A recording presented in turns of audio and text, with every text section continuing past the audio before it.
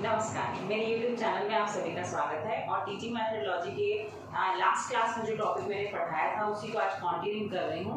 Last class में मैंने principle of teaching पढ़ाया था और शिक्षण के सिद्धांत जिनको हम बोलते हैं, और उसमें मैंने ये आपको 6 टॉपिक जो थे डिस्कशन कर चुकी हूँ, जिसमें प्रिंसिपल ऑफ मोटिवेशन, अभिप्रेरणा का सिद्धांत, प्रिंसिपल ऑफ एक्टिविटी जिसको हम क्रियाशीलता का सिद्धांत कहते हैं, प्रिंसिपल ऑफ इंटरेस्ट रुचि का सिद्धांत, प्रिंसिपल ऑफ ऑब्जेक्टिव उद्देश्य का सिद्धांत, प्रिंसिपल ऑफ सिलेक्शन जिसमें हम चुनाव का सिद्धांत कहते हैं या चयन का सिद्धांत भी कहते हैं, और प्रिंसिपल ऑफ प्लानिंग जिसको हम नियोजन का सिद्धांत कहते हैं। इसके साथ साथ एक और मैंने करवा चुकी हूँ, प्रिंसिपल ऑफ रीइंफोर्समेंट, जो कंपैरिजन कराया था मैंने मोटिवेशन के साथ। जो बच्चे नए हैं, जो वीडियो नहीं देखे हैं, वो आप पुरानी वीडियो जो है क्लास 7 देख लीजिएगा, तो उसमें मैंने यहाँ पर डिस्कस कर रखा है। तो वहाँ मैंने मोटिवेशन के साथ रीइंफोर्समेंट को भी कंपैरिजन करा रखा है। अब मैं आगे थोड़ा सा इसके नेक्स्ट टॉपिक के बारे में आप लोग को एक्सप्लेन करती हूँ। स्क्रीनशॉट ले सकते हो, क्योंकि फिर उसके बाद मैं ये जो पुराने टॉपिक में करा चुकी हूँ उनको इरेज कर दूँगी। ठीक है, आप देखते हैं हम लोग यहाँ पर नेक्स्ट टॉपिक ले रही हूँ मैं, लिंकिंग विद लाइफ। ये सब पॉइंट्स है किसके? प्रिंसिपल ऑफ टीचिंग के। लास्ट क्लास में मैंने बताया था कि प्रिंसिपल ऑफ टीचिंग क्यों जरूरी है, क्योंकि क्लास में जब हम कोई भी मेथड अप्लाई करते हैं तो उस मेथड को एक प्रॉपर तरीके से अप्लाई करने के लिए मुझे प्रिंसिपल्स की जरूरत होती है। तो यहाँ पे आज मैं लिंकिंग विद लाइफ की बात कर रही हूँ। लिंकिंग विद लाइफ का मतलब होता है वास्तविक जीवन से संबंधित करने का एक सिद्धांत। इसका मतलब है कि ये प्रिंसिपल किस चीज की बात करता है? ये प्रिंसिपल कहता है कि एक शिक्षिका को क्लास में पढ़ाने के समय ये ध्यान में रखना है कि उसकी क्लास में पढ़ने वाला प्रत्येक बच्चा जो है उसके वास्तविक जीवन में किस तरीके का वातावरण है, और जो वो पढ़ा रही है, जो एग्जाम्पल्स दे रही है, उसका लिंक उसके बच्चों के वास्तविक जीवन से संबंधित होना चाहिए। एग्जाम्पल, जैसे कि हम छोटे से बच्चे को ए फॉर एप्पल पढ़ाते हैं, क्योंकि एप्पल जो है उसके वास्तविक जीवन से संबंधित होता है। गरीब से गरीब बच्चा भी एप्पल जानता है। उसी तरीके से हमारे उदाहरण कैसे होते हैं बच्चों को पढ़ाने के? उनके घरेलू काम के, चीजों का, सामान का, या माता पिता से, फैमिली से, वातावरण से रिलेटेड होता है। इसका मतलब आप पढ़ाने के दौरान ध्यान रखेंगे जो भी आप पढ़ा रहे हैं वो उसके रियल लाइफ से रिलेट होना चाहिए, उसके जीवन से संबंधित होना चाहिए। नेक्स्ट है इंडिविजुअल डिफरेंसेस। अगर मैं बात करूं तो हमारे यहाँ अगर स्पेशल चाइल्ड के कॉन्सेप्ट की बात करते हैं तो हमारे यहाँ चाइल्ड की कैटेगरी जो होती है वो 2 होती है। मतलब अगर देखा जाए तो चाइल्ड हमारे पास 2 कैटेगरी के होते हैं। एक होता है जनरल चाइल्ड और एक होता है स्पेशल चाइल्ड। जनरल चाइल्ड का जो IQ होता है 90 से 110 होता है, और स्पेशल चाइल्ड का IQ आपको पता ही है, या तो 110 से प्लस होगा, या फिर कह सकते हैं या 140 के प्लस भी बोल सकते हैं। तो स्पेशल चाइल्ड जो होता है 110 से ऊपर भी बोल सकते हैं और 110 से नीचे भी बोल सकते हैं। तो इसको एक सिंपल वे में आपको मैं याद करा देती हूँ कि अगर -90 हो तो भी वो स्पेशल कहलाते हैं, और अगर 110 प्लस हो तो भी वो स्पेशल कहलाते हैं। इसका मतलब जनरल चाइल्ड वो होता है जो एक सामान्य बालकों की तरह कार्य करता है, प्रदर्शन करता है, अपनी बुद्धि उपलब्धि का प्रयोग करता है, परंतु सामान्य बच्चों से ज्यादा बुद्धिमान बालक भी स्पेशल कहलाता है, और सामान्य बालकों से निम्न स्तर की बुद्धि रखने वाला बालक भी स्पेशल कहलाता है। इसमें विकलांग भी आते हैं, डिसेबल्ड भी आते हैं। आप इसको इस तरीके से भी याद कर सकते हो कि ये जनरल चाइल्ड है, इससे ऊपर वाला और नीचे वाला। ऊपर वाला कौन होगा? जो 110 से प्लस है, चाहे वो क्रिएटिव चाइल्ड हो, गिफ्टेड चाइल्ड हो, ये सब क्या हो जाएंगे आपके प्लस, क्योंकि 90 to 110 जो है वो जनरल है। बट इससे नीचे वाले जो बैकवर्ड है, मोरोन है, जड़ बुद्धि है, मूल बुद्धि है, पिछड़ा बालक है, वो सब भी स्पेशल चाइल्ड है। तो इसका मतलब कह सकते हैं हम लोग कि नीचे और ऊपर वाला ये दोनों ही क्या कहलाता है? स्पेशल चाइल्ड कहलाता है। इसका मतलब ये नहीं है कि केवल बुद्धिमान ही स्पेशल है या फिर विकलांग ही स्पेशल है। तो इसमें सारी कैटेगरी, सिर्फ जनरल एक सामान्य बालक को छोड़कर जो भी व्यक्ति आते हैं, जो भी बच्चे आते हैं, वो सब आपके स्पेशल कहलाते हैं।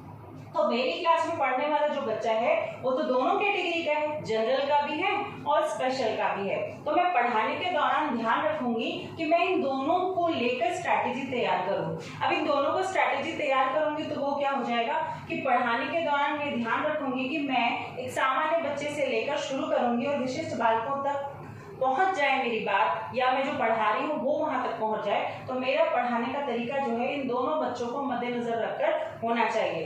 इसके अंतर्गत कौन कौन सी चीजों का ध्यान रखना है? आपकी भाषा उत्तम होनी चाहिए, आपकी लैंग्वेज जो है एक्सप्लेनेशन वो बच्चों के अकॉर्डिंग होना चाहिए, आपके उदाहरण बच्चों के अकॉर्डिंग होना चाहिए, आपका क्लास इन्वायरमेंट, आपका टीचिंग एड, आपका टीचिंग मेथड और जो भी आप कंटेंट और कॉन्सेप्ट ले रहे हैं वो भी बच्चों के लेवल के अकॉर्डिंग होना चाहिए। तो इसमें आपको सिर्फ ध्यान रखना है इंडिविजुअल डिफरेंसेस में कि आपको एज, लेवल और प्लस उसकी एबिलिटी, उस दिन भी बताई थी मैंने ये चीज कि ये आपको 3 चीजों को ध्यान में रखना है, आयु, स्तर और योग्यता। उसी आधार पर आपकी कक्षा में किस तरीके से पढ़ाओगे वो निर्धारित किया जाता है। नेक्स्ट है डेमोक्रेटिक। प्रिंसिपल ऑफ डेमोक्रेसी का मतलब होता है प्रजातांत्रिक या लोकतांत्रिकता का सिद्धांत। इसका मतलब है क्लास में पढ़ाने के दौरान टीचर को हमेशा यह ध्यान रखना है कि मेरी क्लास में पढ़ने वाला प्रत्येक बच्चा जो है एक समान है, उसमें किसी भी प्रकार की कोई भी विभिन्नता नहीं पाई जाती है। इसका मतलब जैसे अगर भारत में बात करी जाए तो भारत एक प्रजातांत्रिक देश है, एक लोकतांत्रिक देश है। इसका मतलब यहाँ पर प्रत्येक व्यक्ति को स्वतंत्र रूप से रहने, खाने, पढ़ने, लिखने, व्यापार करने और सभी प्रकार की जो भी एक जायज सुविधाएं हैं, स्वतंत्रता प्राप्त है। उसी तरीके से विद्यालय कक्षा में भी एक शिक्षक के द्वारा ऐसा वातावरण तैयार करना जहां पर उन बच्चों को स्वतंत्रता का महसूस हो, स्वतंत्रता महसूस हो और वो बिना हिचक, बिना डरे अपनी भावनाओं को, अपने थॉट्स को, अपने विचारों को शिक्षक तक पहुंचा सके, अपनी समस्याओं का निदान कर सके, प्लस शिक्षक के साथ एक अच्छा हेल्दी क्या कहना चाहिए रिलेशन मेंटेन कर सके, जिसमें कि शिक्षक और बच्चे इन दोनों में पारिवारिक और फैमिलियर एनवायरनमेंट क्रिएट हो सके। उसको कहते हैं हम लोग डेमोक्रेटिक या democracy environment. Division, principle of division का मतलब होता है जिसको हम लोग कह सकते हैं विभिन्नता का नियम। इसका मतलब विभिन्नता का मतलब यहाँ पर या विभाजन का नियम भी इसको बोला जा सकता है, हम विभाजन का बोले तो ज्यादा बेटर है। तो विभाजन का नियम का मतलब ये होता है कि जब हम कोई कंटेंट क्लास में पढ़ाने जा रहे हैं तो पूरे कंटेंट को एक साथ ना पढ़ाकर उसे छोटे छोटे भागों में बांट कर मैंने पहले भी पढ़ाया है, मैक्सिम्स में एनालिसिस पढ़ाया था। तो जब हम किसी चैप्टर को पढ़ाते हैं तो उस चैप्टर को एक साथ डिफाइन ना कर हम क्या करेंगे, उसको छोटे छोटे पार्ट्स में डिवाइड कर पढ़ाएंगे। इसको कहते हैं विभाजन का सिद्धांत। विभाजन किसके लिए बोला जा रहा है? विभाजन कंटेंट की बात कर रहा है, विषय वस्तु की बात कर रहा है। इसका मतलब आप जो कंटेंट पढ़ा रहे हो उसको छोटे छोटे भागों में विभाजित कर पढ़ाओगे तो वो बच्चे के लिए सरल हो जाएगा, इजी हो जाएगा और उसे समझने में आसानी महसूस होगी। क्योंकि अगर एक साथ आप बच्चे को इंट्रोडक्ट करते हो, पढ़ाते हो तो वो उसको उतना जल्दी ग्रहण नहीं कर पाएगा। नेक्स्ट है रिवीजन एंड प्रैक्टिस। इसका मतलब है कि बच्चों को समय समय पर अभ्यास कराना चाहिए, प्रैक्टिस करानी चाहिए। जितनी हम पुनरावृत्ति कराते हैं बच्चों को दिमाग में, उतनी जल्दी उन चीजों को ग्रहण करने की क्षमता बढ़ती है। एग्जाम्पल जैसे अगर मैं थॉर्नडाइक की बात करूं तो थॉर्नडाइक ने 3 मूल्य तत्व ये नियम दिए हैं।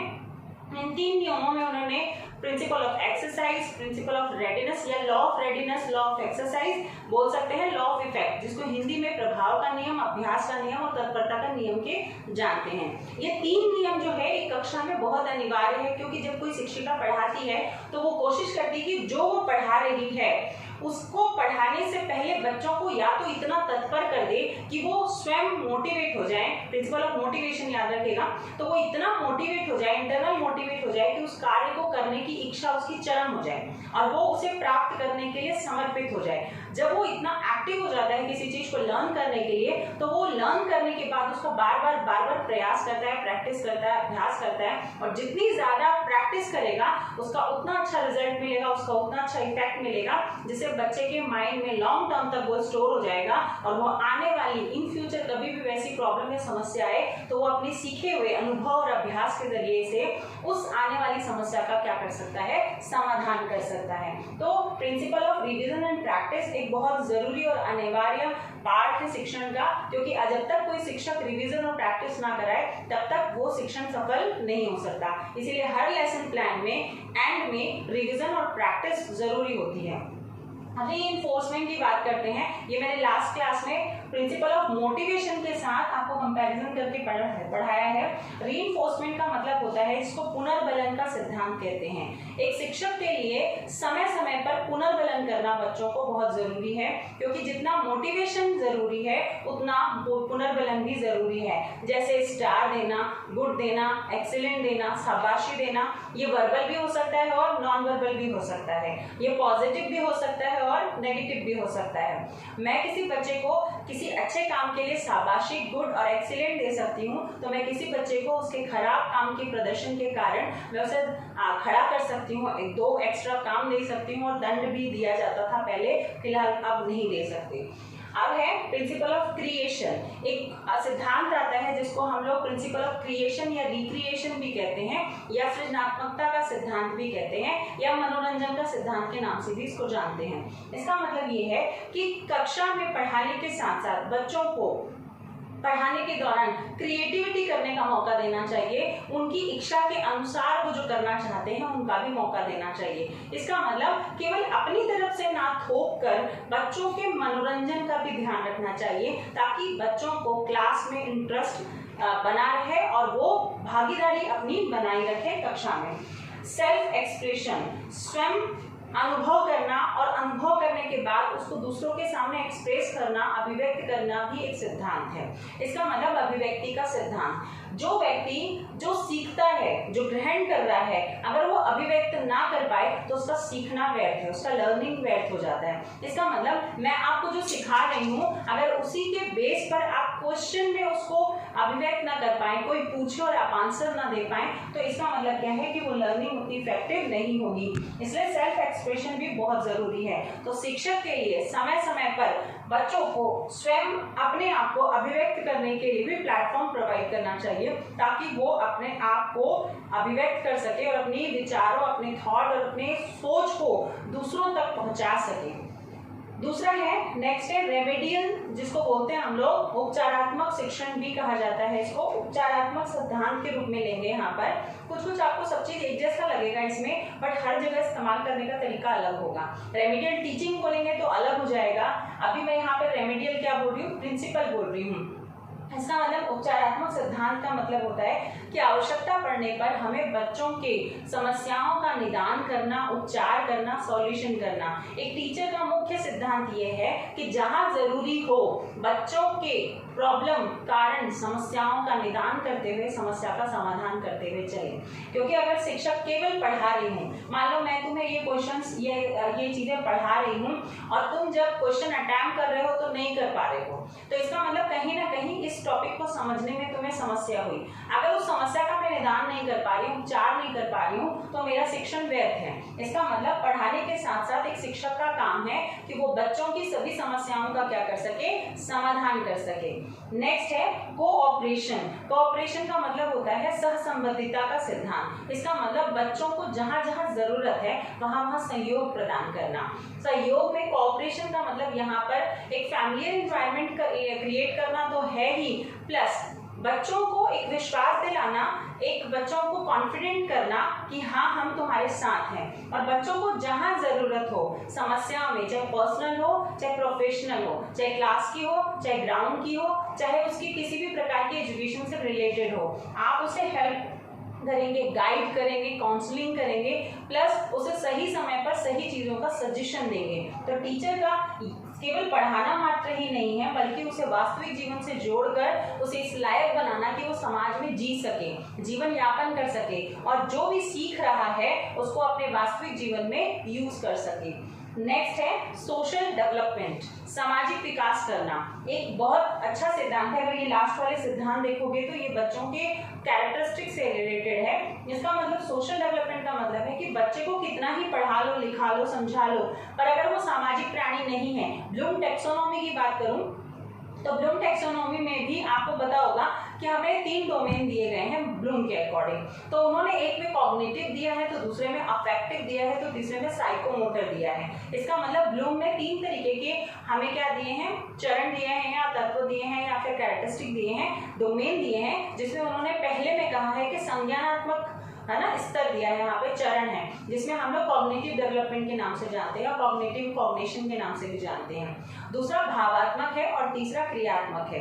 अगर बालक को सर्वांगीण विकास करना है तो उसकी बुद्धि का विकास करने के साथ साथ उसके कैरेक्टर, उसके भाव, इमोशंस का भी विकास करना जरूरी है, क्योंकि इमोशन जो है, जो भाव है, जो कैरेक्टर है, वो सोशल डेवलपमेंट से लिंक करता है। तो बच्चा केवल बुद्धिमान हो जाए या शारीरिक श्रमिक हो जाए, क्रम कार्य करना सीख जाए, परंतु अगर समाज से जुड़ा हुआ नहीं है तो उसका लर्निंग, उसका एजुकेशन किसी काम का नहीं होगा। इसीलिए एक टीचर का काम है कि पढ़ाने के दौरान उसे बीच बीच में सामाजिक गुणों का भी विकास करता रहे।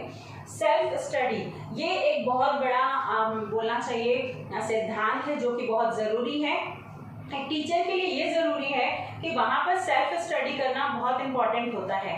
सेल्फ स्टडी का मतलब है कि मैं चाहे कितना ही पढ़ा लूँ पर मैं पढ़ा रही हूँ, बच्चा स्वयं किस चीज़ के लिए प्रेरित करना है तो स्वयं उसको प्रेरित करना है सेल्फ स्टडी के लिए। एक शिक्षक के लिए बहुत ज़रूरी है कि बच्चे को इस लायक बनाना कि वो स्वयं अपने लिए और अपने शिक्षण को पूर्ण करने के लिए अध्ययन कर सके। तो आज हमने जो पढ़ा है वो शिक्षण सिद्धांत है। लास्ट क्लास में मैंने आपको 7 जो थे प्रिंसिपल्स करवाए थे, आज जो बचे हुए थे वो कराए हैं मैंने। इसमें नॉर्मल क्वेश्चंस आते हैं कि आपसे पूछा जाएगा कि इस सिद्धांत के अंतर्गत क्या होगा, ये सिद्धांत क्यों बनाए गए हैं, इस सिद्धांत के मूल उद्देश्य क्या है, या इस सिद्धांत का पालन क्यों करना चाहिए, इससे क्या फायदे हैं। इस तरीके के प्रश्न आपसे पूछे जा चुके हैं। उम्मीद करती हूँ आज की क्लास आपको समझ आई होगी। इससे रिलेटेड कोई भी प्रॉब्लम या समस्या है तो आप कृपया कमेंट करके जरूर बताएं। लाइक और सब्सक्राइब करना ना भूलें। धन्यवाद।